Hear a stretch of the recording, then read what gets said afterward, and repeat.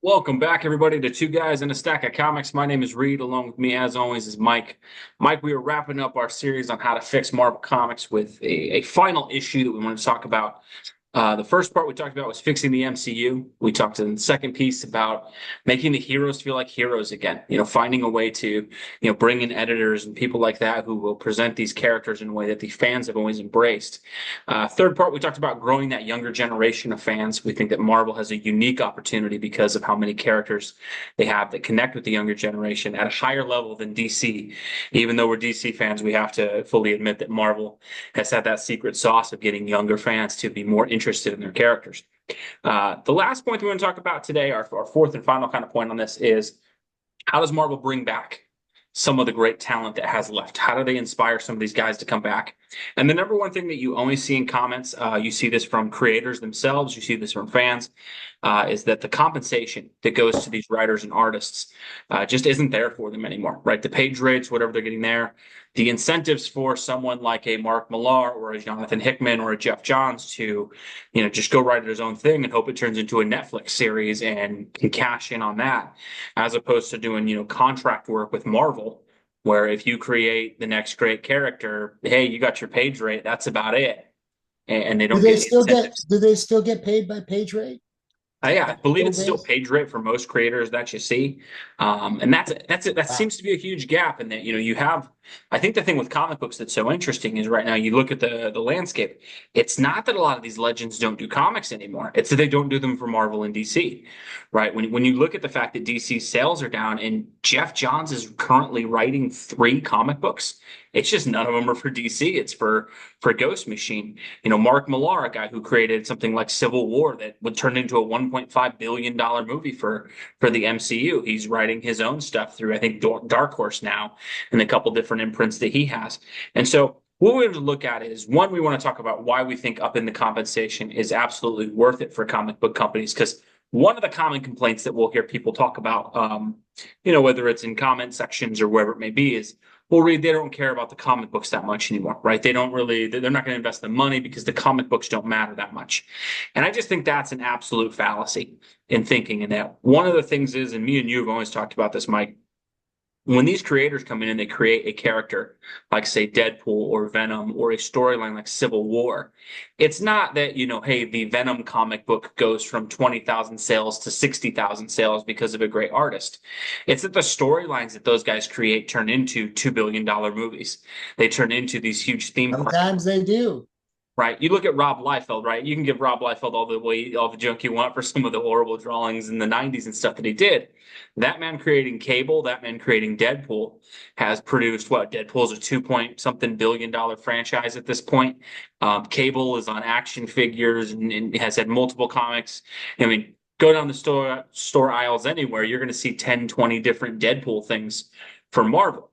And so with that compensation gap, we just kind of wanted to go through a couple of things that we thought from our perspective, again, and we're not experts in the industry, but just some things that we kind of look at our own time and working for different corporate environments and things that ideally might be done to try to inspire some of these guys to come back.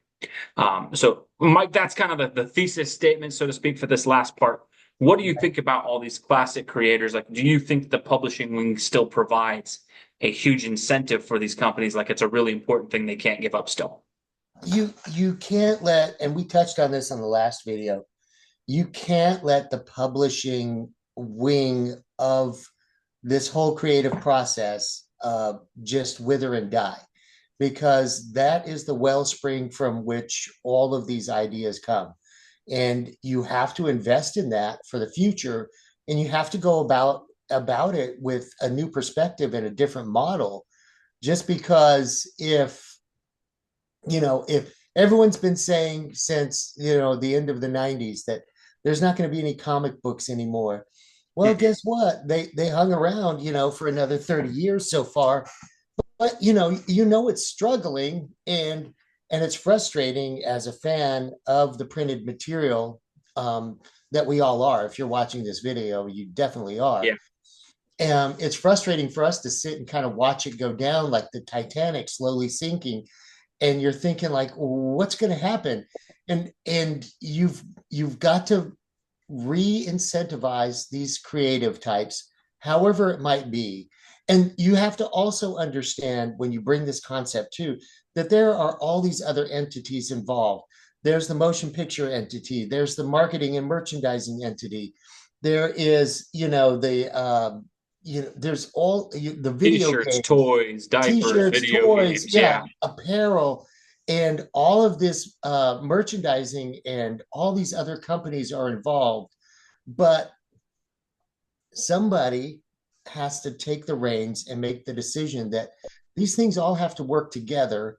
And in order for us to have new material to merchandise, you can't just hire an ad agency to, redraw and create a new figure for, t-shirts or whatever.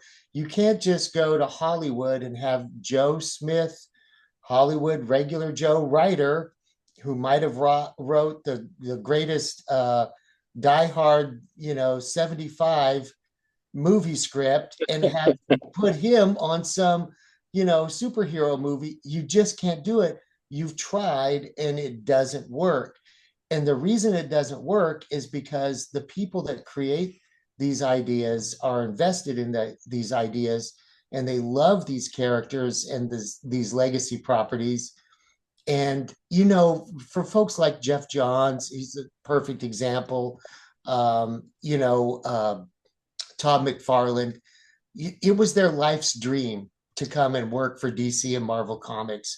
It was absolutely a hero's journey for them to draw their butts off when they were kids and get good at what they did because they had the talent, but they wanted to work for DC and Marvel, and Yeah. because they love the characters and that's the work that they love. And to have them not in their dream job anymore is ludicrous. Well, And especially because, Marvel and DC have seemingly pushed them away because yeah, the it's incentive is there. absolutely ludicrous that these men and women that are so talented, and it's been their life's dream, and they got there and they found out, hey, it was the wizard really wasn't the wizard after all. It was just a Yeah. man No, behind a it's one of those curtain. the emperor has And, no clothes kind of and scenarios.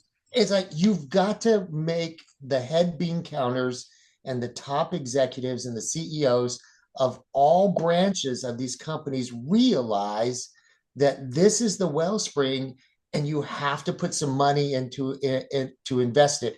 And Reed and I have some very creative ways just to help those out, because we know the CEO Just of some Warner ideas we kind Brothers. of thought we'd we, go through we and know the see. CEO of Disney watches our show. Oh, of course, of course. Yeah, and Um, and so we have some ideas that we're going to get the whiteboard out, and we're going to be in the corporate room and just kind of sketch some ideas out for you. So Reed, I'll let you take it to the next step because you had some yeah. really good ideas. No, I think absolutely. And I think one of the things is before we, I think what we've seen in this, and I would hope these companies get to a point where they can realize, as much as we're sarcastic about who's watching on this, is look, you can look at the MCU. When you were using the work of stuff like Ed Brubaker, great writers like him, you get the Winter Soldier movie that makes like $800 million at the box office. And when you decided to start using newer writers, you get stuff like Thor, Love and Thunder that didn't make a ton of money. There's a huge link between when they started adapting stories from the 2012s and 2014s and the late, early portion of the 2000s. You've seen the movies and you've seen the stories. And the weirdest thing of why I've always never understood where people said that you shouldn't invest in the writers or put money into the comics. It is like free market research for what will be your next $1 billion Well, film. not free. You gotta pay for the talent. Well, but But comparatively, it's right? worth it. It's worth it in the short term and in the long term. It Well, and really comparatively, is. right? Like, let's say you paid $100,000 to Todd McFarlane to come back to write a Spider-Man comic book or draw a Spider-Man comic book. Let's say you made that his, and again, McFarlane probably makes way more than that with McFarlane Toys and Spawn, but let's, for the sake of an example, right? You go pay him $100,000 to come back and write comic books. Okay, all it's going to take is he creates one hit like Venom. And this spawns into a 4, 5, 6 billion dollar kind of character that's on t-shirts and toys and movies and people buying the film rights and all that. So it's always interesting to me, especially because, like if you look at any company that deals in the numbers that Disney and Marvel do, to think, hey, let's launch $80,000 into a Spider-Man comic, and that's market research that we could find out if this story is a hit and if people love it. It's just so weird that they've decided that's not what to do, especially when you look at the foundation of how many of these stories that have worked have been stuff like the Infinity Gauntlet story, which, geez, was a huge hit with comic book fans, right? Deadpool being a character, because it was really popular in the comics. And so I think that's where they do need to get back on this. So the first idea that we kind of looked at, obviously we know, look, they're never going to give these creators creative control in the same way that, McFarlane creates Spawn and he owns Spawn. But what I think you could do is you could kind of sit down with the creators and just do like a lump sum payment if it ever turns into a movie, right? You get a creator like a Chris Claremont, or you get someone like a Jeff Johns or a Mark Millar, and you go, hey, write a 10-issue series of Wolverine or whatever character. And if at any point Hollywood options something off of your plot into a film, you get like $100,000 or something like that, which in the scope of these movies with $275 million budgets, I have to imagine they could fit that in there somewhere. I Yeah. think that would be a great way to get the creators more incentivized to, hey, you're going to get a bigger piece of this. You're going to get a really huge lump sum payment for a comic book creator, right? $100,000 or whatever it may be. But I think that would get some of these talented individuals back, be it an Ed Brubaker or a Mark Millar or a Or, Todd McFarlane or whoever it or might be. or a percentage, in perpetuity of whatever, because these movies have long legs. You could be on, the fifth or sixth iteration of the Avengers, and it was your storyline that they picked up for the second half of, you know, Mhm. uh, something like that, where they're invested in the success of the product and they get a piece of it. That's something that Jack Kirby never got, Yeah, but absolutely. everybody feels that, of course, he should have, and of course he should have, but Yeah. but yeah, it's just that is tragic to me.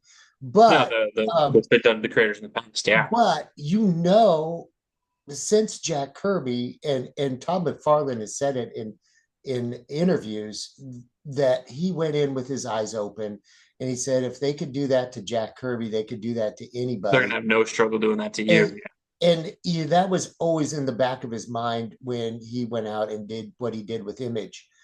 He gave his creators a piece of the pie, which they should have always had all along, but they didn't. And now it's possible, and you can see things like that with the Geiger comics. Red Pill, Rick Yeah, Exodus, yeah. yeah, you can see that those people are writing and drawing their butts off and giving it their all because they get a piece of the pie.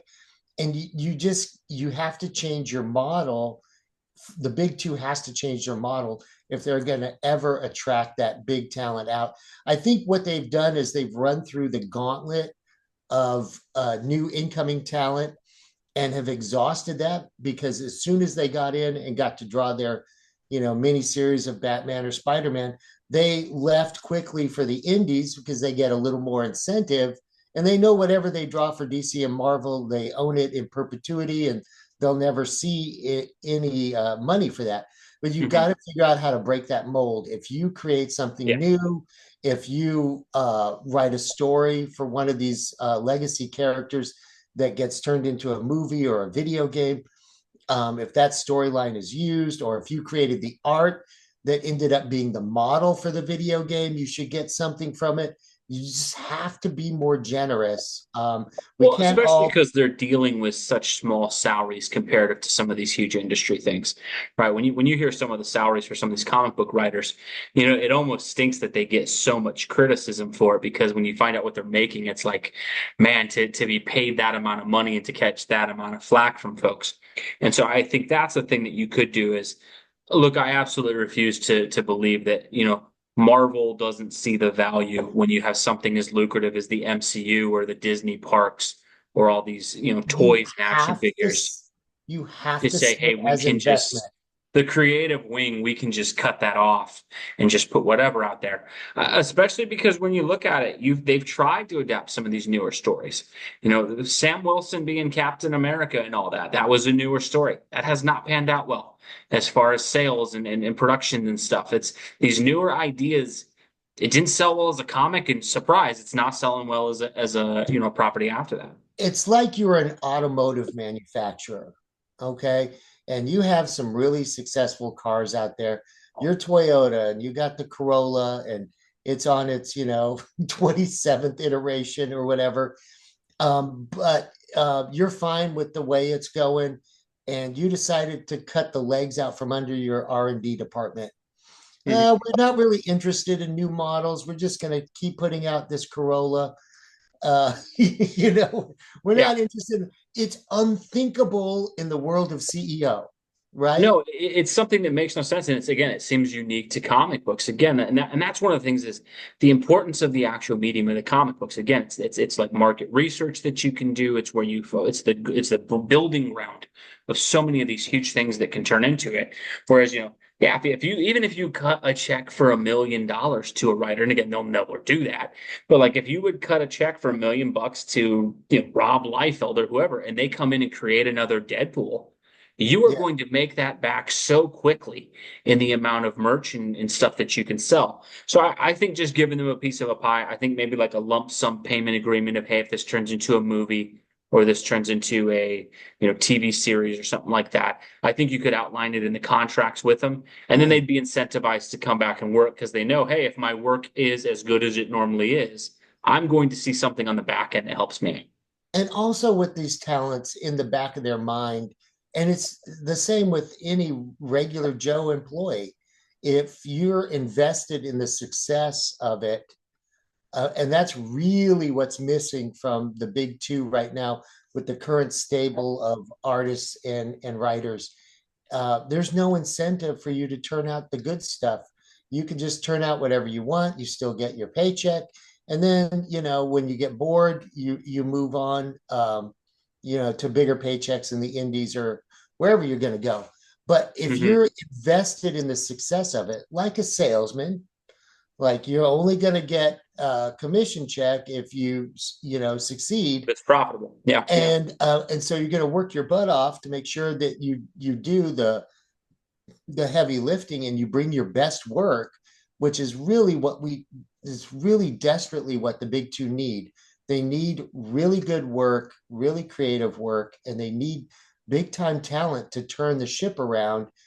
And but you're going to have to pay for it, and you're going Well, to have to. it's You're going to such have to. small numbers, I think, for comic book writers in comparison to, look, if you got $100 million to pay Robert Downey Jr. to play Doctor Doom, Oh my make the God! check $99.9 million and cut the $100,000 to some new writers at the Yeah. comic book thing, and maybe they'll create the new Infinity War saga for you that you might turn into a $2 billion film down the line. So I think some sort of incentive piece like that. I think again they've tried to really handle that very disingenuously with folks. They got to get past that because I think we're seeing you've treated these creators like junk, and these newer creators that you think you can pay pennies on the dollars for, they're not producing stories that make money. Or I how about a bonus? It sells 50,000 copies, you get a bonus. You get another bonus if it sells 100,000 copies. Yeah. No, and that's the second part we got to is one, having, if you don't want to do the lump sum payment, then what should be is that there should be a point with every comic book, I would think. And me and you have talked about this because we've run different teams at times.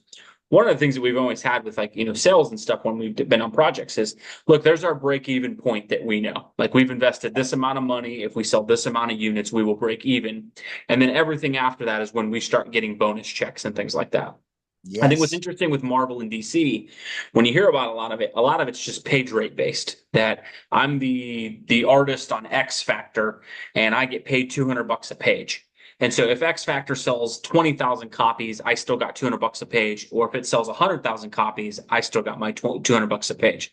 And I think what you've had is this is where you get these churn of these pages that are very uninspired. You get these writers who aren't as invested in it. You get the artists who just kind of do haphazard work because they know it doesn't really matter if X Factor blows up or doesn't. If it sells 20,000 copies and is sitting there accumulating dust on the rack at the store, I still got my check.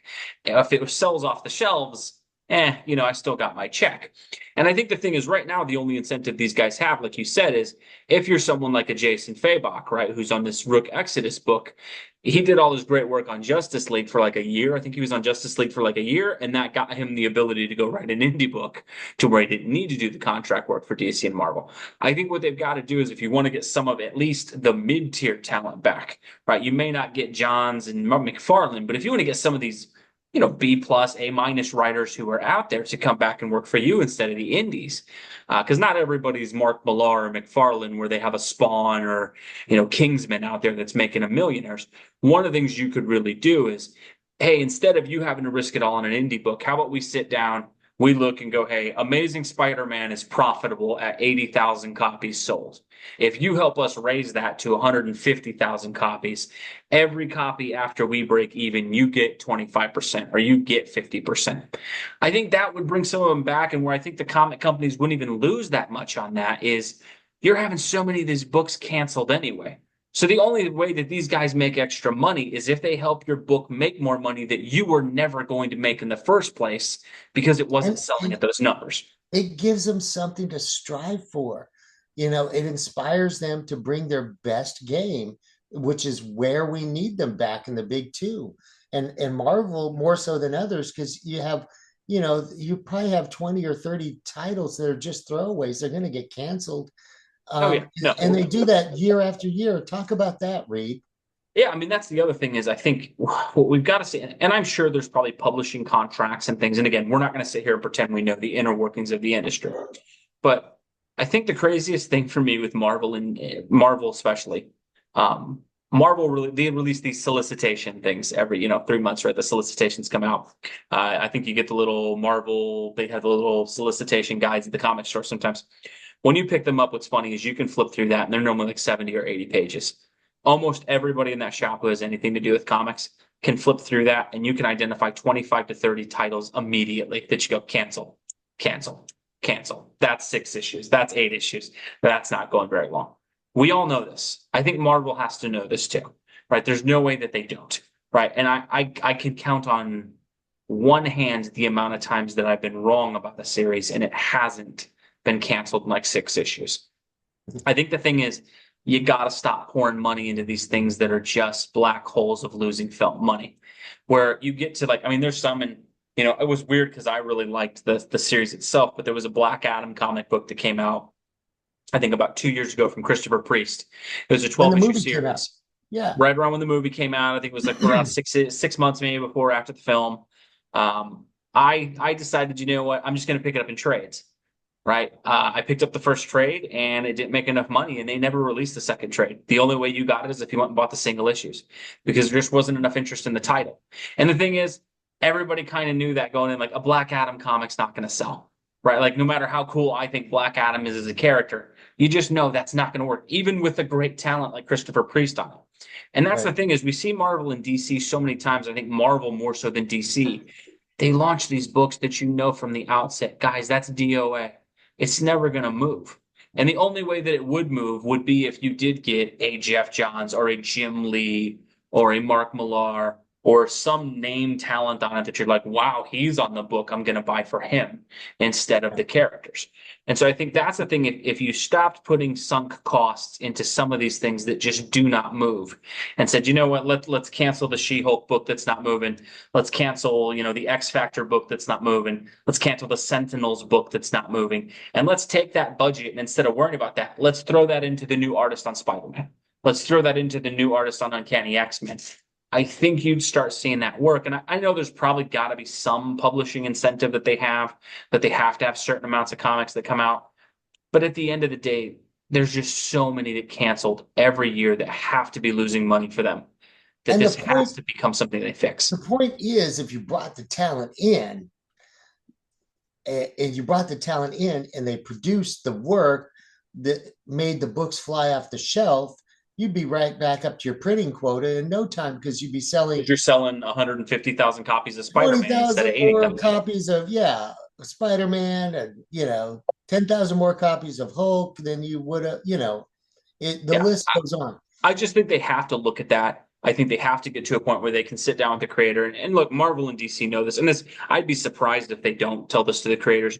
But you've got to get to that place. Again, it's like at work, right? Every team that works on a project knows, guys, here's our break even point. We have to hit at least that level. And then Yeah. above that, that's when bonuses will kick in. I think if they would implement some structure like that, it would get these guys motivated to sell again and get them working on the title. Because if I go on Hulk and Hulk goes from 50,000 copies to 250,000 copies because of my amazing artwork, I'm going to get a percentage of that.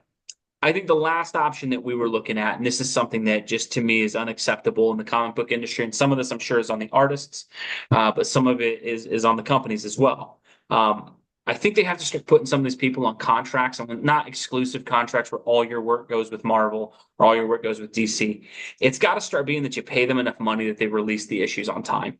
And that's the biggest thing is for comic books for some reason, and I know people are going to say it's an art industry, you can't rush art. I kind of believe that, but I don't. And in all honesty, in a job, if you have a paycheck and you have a salary and the project is due next week, you get the project done. And I think that's the thing that we see so often with Marvel and DC is, he's my favorite artist of all time personally. But how many books has Jim Lee been on that it's like, okay, issue 1 comes out, issue 2 comes out, 4-month gap before you get the next Jim Lee issue.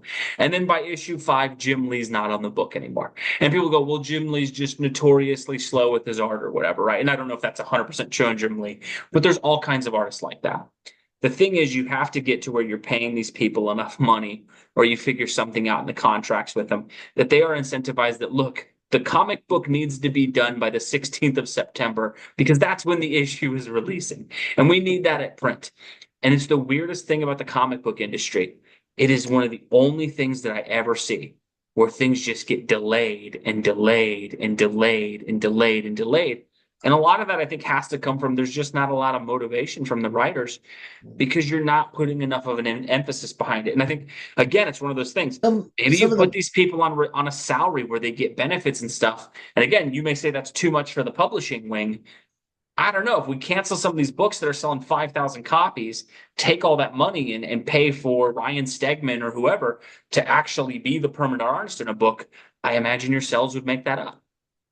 Yeah, and it's just pragmatics, that you and I deal with all the time in the corporate world. Like, if we had, if we had to take on, if we had to rely on a contractor, which is kind of like what this is, the Yeah. artist is on contract to do some piecework for the company, and they were notoriously late. We would either A, not use them, or B, we would say, you will get paid when you deliver the complete work. Mhm. And, so like if you hired a big talent, I know we threw Jim Lee's name out there. Sorry about that, Jim. But like, Hey, I love Jim we're Lee just as I an know, artist. I don't know we're about him as just, an we're executive, but yeah. speculating on the finances. It's really, it comes from a good place because we're trying to improve things. But we say like, hey, we love your work. Like, let's look at it the corporate world, right? We really love your work. You did great work on the last project, but it came in really, really late, incomplete, and we waited for parts of it in order to move forward with what we Yeah. contracted you to do. So this time around, we're offering you an incentive if you deliver on time, but you don't get any money if you don't deliver on time, or you only get half if it's late.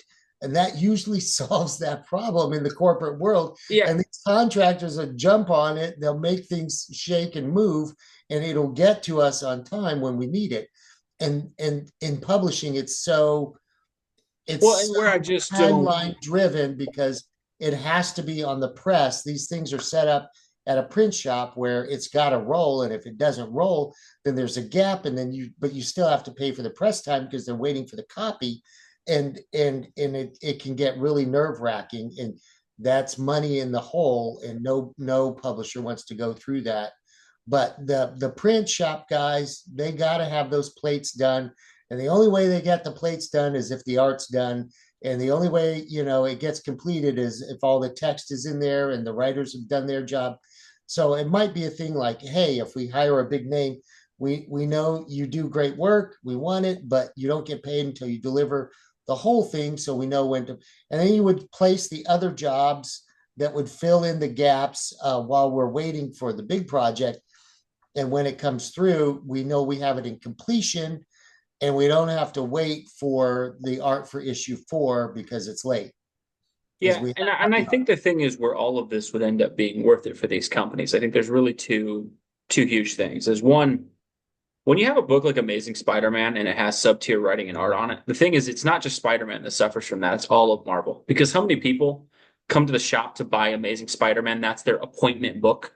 And when they're at the shop, they go, you know what, I got Spider-Man, let me go look at the wall. Oh, I'll grab Deadpool, or I'll grab Cable, or I'll grab X-Factor, or whatever, right? Batman, Spider-Man, Uncanny X-Men, Superman, these bigger books that are always at the top of the sales charts.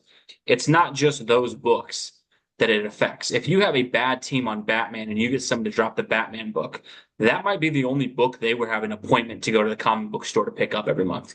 And so all of a sudden, it's not just Batman that feels that. It's Flash, it's Green Lantern, it's all these other books that are reliant upon it. Right? I know myself, the X-Men line of comics, as much as I'm always going to be the Wednesday guy. When Uncanny X-Men is not a good comic book, it typically dries up all interest I have in the X-Men universe, period. Because, like, man, if the main title stinks, I'm not going to invest in some book like no, Hellions or Marauders or whatever other book they're putting out. You of can't even course you're get the not. mainline book right. And so I Right. think that's the thing where you could incentivize this is you've got to get them back writing these books that are better because of the impact that it has on the entire line.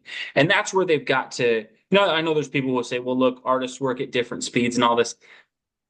One of the things that I get most tired of with comic books, and again, we always want to be honest on here, with artists, I just don't accept that artists can't work fast anymore. Because here's the bottom line, and you can tell me it's just because he was a unique, maybe he was the Michael Jordan of comic books, and he's just the greatest of all time, and it seems that he was. How in the world was Jack Kirby at almost every point in his career able to put out Hulk and Thor and Avengers and X-Men and like 7 different titles a month? And even later at DC, he's putting out Kamandi and New Gods and Mr. Miracle and the occasional Superboy and all these other comics that he was on. I refuse to believe that no one can replicate that. That just any artist now, with all the digital advancements, with the fact that you don't have to travel to work anymore to be in the bullpen, with all of it, and the bottom line is, it's one thing if you looked at Kirby's work and you went, well, it's rushed, it doesn't look good. No, it's 60 something years later, and Kirby's artwork is still You better know, than it's about 95 to 100% of what gets released now. So he the thing was is, it's he was the almost like greatest of if all you time, Reed. He was the greatest of but all time. again, I refuse. Okay, let's say he is the greatest of all time, right? Let's say Yeah, he's the Michael Jordan of comic books, which he right. seemingly is. He was able to do 6 books at once, right?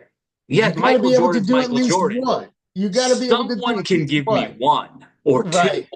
Exactly. Maybe you can't give me 6 because you're not Kirby. Okay, Right. you're not Michael Can Jordan. you That's give me fine. one good book a You can month, give me one. You can give me please? 2. Like you can On do time. something. You can Like, do a monthly comic. And and that's the Kirby weird thing. Kirby did all of those on time. Like it's In like addition to doing the covers, in addition to doing the pinups in the back. I mean, that's the craziest part that we have now is I refuse. It would be like in the NBA, right? Or the NFL, if we're like this quarterback from the 40s was amazing, even though back then he didn't have the nutrition or the technology or the resources, and he wasn't being paid millions of dollars, and he wasn't on private planes, and he had to travel by train. Somehow he was able to produce just phenomenal results. It's like, right. how is Kirby, largely from what we know, with like a pen and a pad or a pencil and a piece of paper, able to produce all this? And these guys with computer advantages and less detailed backgrounds can't even give us one. And I think the main thing you look at is at a certain point, it just comes down to inspiration for these folks. And that's the thing of maybe putting them on salary permanently where they get a paycheck and hey, it's due. Like that's the biggest thing that we notice in the corporate world is like with any employee I've ever had, right? The thing is, look, your project's due Friday. You have a paycheck that says you will deliver that work by Friday, right? There Yeah. is no option of on Thursday you come to me and go, hey man, it's like not even half done. We need to push this out for 3 months. No. That might happen, but if it does, there's going to be a larger conversation about whether you're going to keep your job at some point. And it's the same thing with me and you. We have been in situations where it's like, Reed, the deadline is here. There is no option of, well, I had a really busy month and I had some things going on at home, so it's going to be 6 months late. And that's the weird thing with comic books, and nothing against these artists, right? These guys do amazing work. They have created so many characters and things that have inspired us. We have a YouTube channel talking about this stuff because of the amazing work they've done. I just hope that Marvel Comics, especially, because I think Marvel is the industry leader in everything. If they can start to realize, look, there's a lot more value to this than just these aren't these stupid little funny book pages that don't mean anything. This hiring the right creators, this is the next roller coaster ride at your Disney parks. This is the next action figure thing in your aisles. This is the next $1 billion franchise for It's your where movies. it all starts, All of baby. it started here. And the thing is, no matter how successful Hollywood's been or all these other people, the one thing the MCU showed that's unique and awesome about comic books, there has never been anything as successful as the Marvel Cinematic Universe.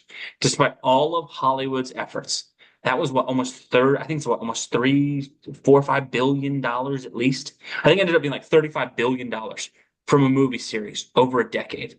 It is from the imaginations of these comic book creators.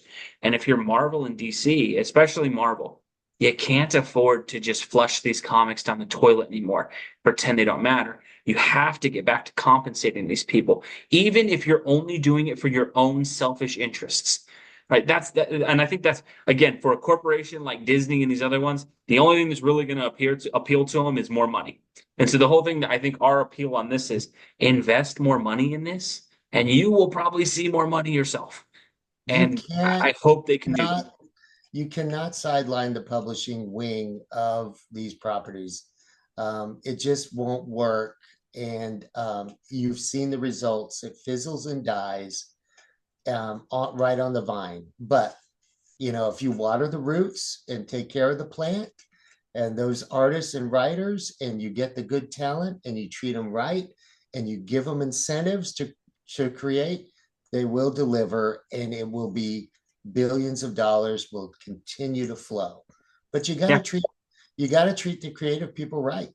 Well, and you got to bring back these people that are proven commodities who've shown And that not the only can they only create a way you're great going to comic bring book, those, the only way you're going to you bring got them to put more back, money. you got to treat them right. Absolutely. Hopefully, we'll see that happen. As always, folks, let us know what you guys think below. Again, we will not pretend we're the experts on this stuff. I'm sure there's some industry things, that we're missing on this and different things. What I'll say I'm though, sure there are. even if there's inner workings that we don't understand to this, and people go, well, this works this way. It's not working. It's not working right now. If you need to rewrite the whole rule book to figure this out and get this stuff back because there's so much in this. And again, I think for all of us here, sometimes we can bring artists up and these people in negative lights. I think one of the things that always comes from you and me on this, we're so grateful for what these comic book guys do. The Oh, stories they yeah. create, the tales that they tell. For me, it is so amazing. Not only to be a fan myself, but like seeing how happy it makes my kids when they see a character I like Captain know. America I know. or Iron Man, and how much the work of someone like Jack Kirby, 60 something years ago, brings a smile to the face of a kid in 2024 because of the work he did. I Hey, just hope they start to realize the value in that a little. I just took my son to go see the Venom movie tonight. So, Yeah, it's endless amount of joy. That's why we're so passionate about it. And we know that the creatives get a raw deal, and we understand a little bit of the malaise that's happening and the end results, of the disinterest. And we don't blame them from going anywhere else. If it was my livelihood, I would have left ship too. So, absolutely. but if you're smart, you bring them back and you treat them right. So we're on your side, writers and artists. We're really on your side. We want you back. And we want you back doing some of these legacy characters that we've loved all of our lives. As always, folks, let us know what you think below. Thank you so much for watching. God bless you, and we'll catch you in our next video. Thanks, everybody.